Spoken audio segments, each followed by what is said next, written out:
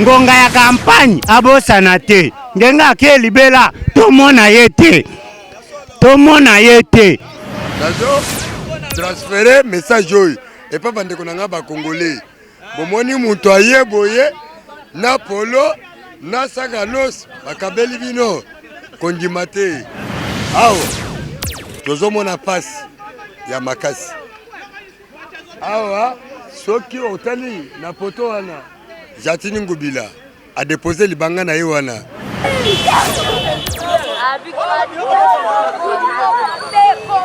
mais awa tolembi todindaka soki mbula penza ebeti na butu tolalaka na bana ya kotelema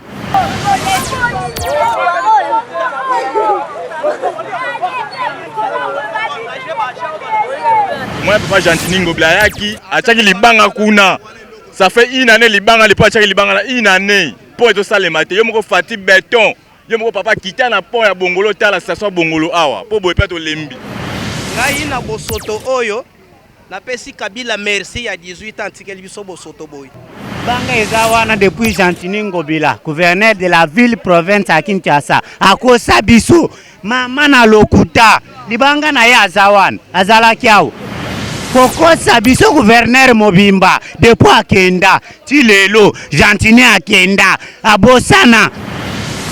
Le président de la République nous a promis beaucoup de choses, mais sur le terrain rien ne s'est fait. Le problème ce n'est pas seulement cette inondation que nous voyons. Courant ça ne va pas, maïs ça ne va pas, biloko nyon surtout. Même les communes qui en ampleur, maïs banaro bimanakala. Ba matete ba lemba ba ngaba ba kasavu maïs bimakala soussoude.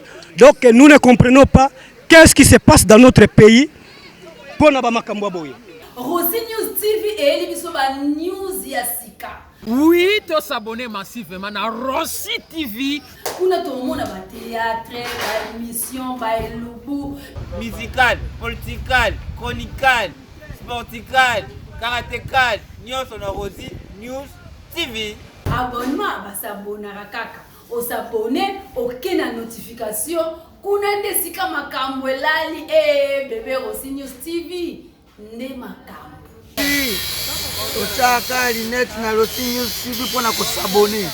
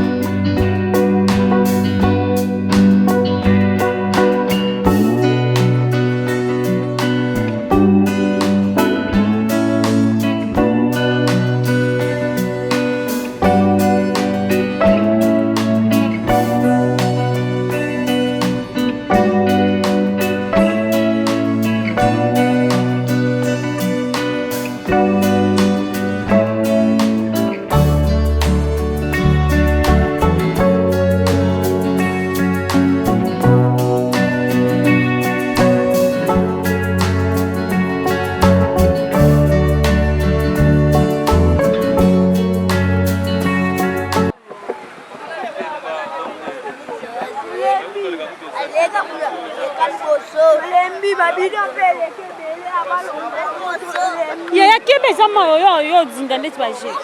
Eh.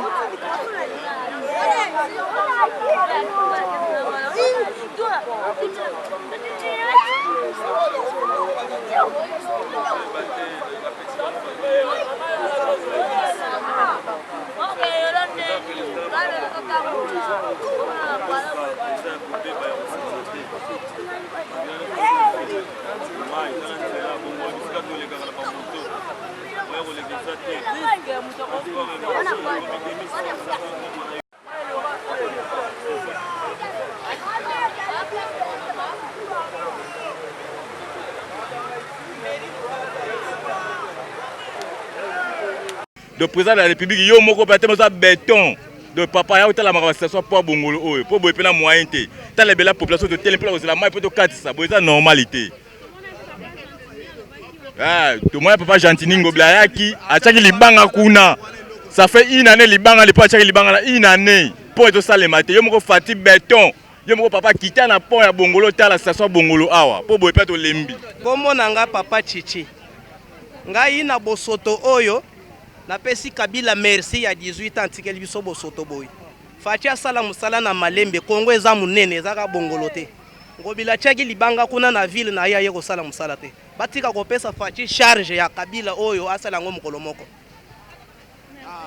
Merci. Namoni boye boyambi biso na makambo ake kini bopetu. Soit disant makambo tozo vivre. Tomoni Bongolo eza route principale.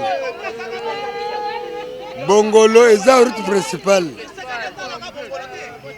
Amazoa bango après na lobi.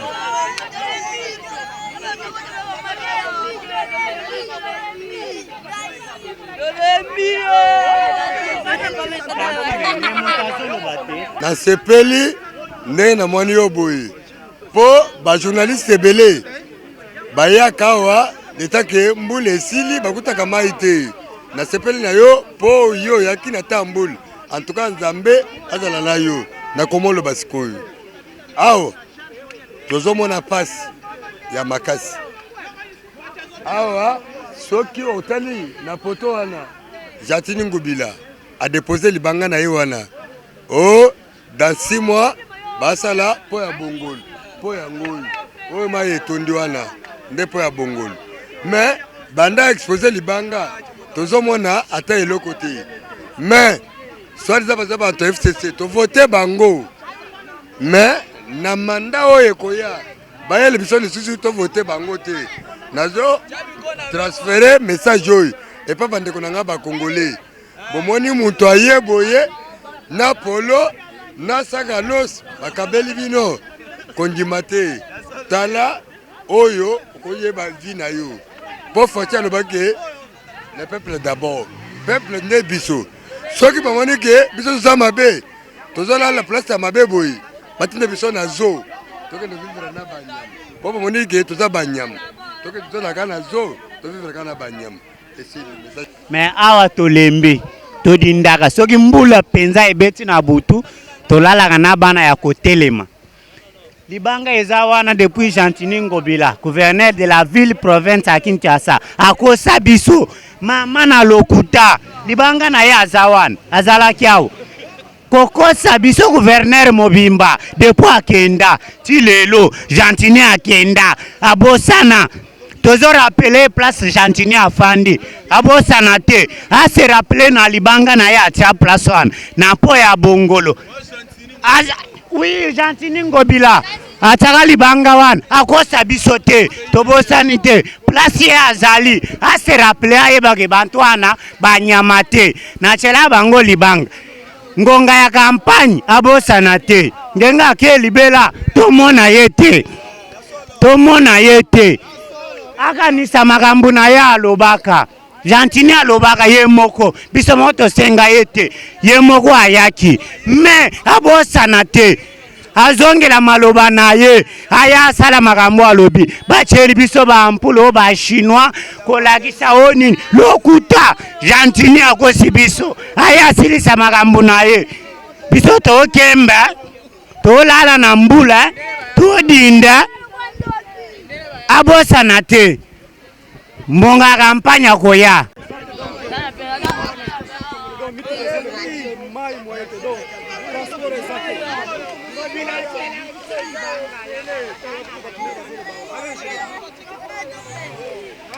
En tout cas, nous regrettons beaucoup pour Namboka Nabiso. On a dit avant Kabila est égal à Kabila. Le président de la République est le garant de bon fonctionnement des institutions. C'est le président de la République qui est en train de gérer le pays. Alors, Jantini Ngobila, ceux qui vont continuer comme ça, c'est-à-dire ce sont des gens qui ne sont pas surveillés. Donc, ils vont contrôler les gens. Mais biso babiloko wana tozotala ba Jantini Ngobila te. Tozokotala le chef de l'État parce que yene tokotuna bilan na ye ya mandat na ye. C'est lui. Le président de la République nous a promis beaucoup de choses. Mais sur le terrain, rien ne se fait. Le problème, ce n'est pas seulement cette inondation que nous voyons. Courant, ça ne va pas, maïs, ça ne va pas, biloko surtout. Même les communes qui sont en plein, maïs, banao, bimanakala. Bama tete, balemba, ngaba, kasavu, maïs, bimakala, soussouté. Donc, nous ne comprenons pas qu'est-ce qui se passe dans notre pays pour na bama kamboboye. Transport résaté, balante publique, koufa. Donc, il y a beaucoup de choses qui koufi nango. Et koufi nango suivi zakarangote. Président de la République, yende moutazana problème. Le président de la République est le garant de bon fonctionnement des institutions. C'est lui qui contrôle tout. C'est lui. Donc, il y a tout la bilan. Bilan, en tout cas, c'est vraiment bizarre. Donc, ce qu'on a conscience, François Hollande n'est pas en France. À promettre le peuple français, à réaliser un deuxième mandat. Donc, ce que nous demandons à Félix Tshisekedi, deuxième mandat, parce que ça ne va pas. Et là, on a banzala, chômage, et ça n'a pas. Donc, vraiment, il y a arranger place parce que le peuple, même les Congolais, ils ont place. Comme il y a risque, il y a côté la bandako. Ensuite, il y a des ordres, il y a salito et comme ça. Il y a débordement, donc ça ne va pas. Vraiment, merci beaucoup.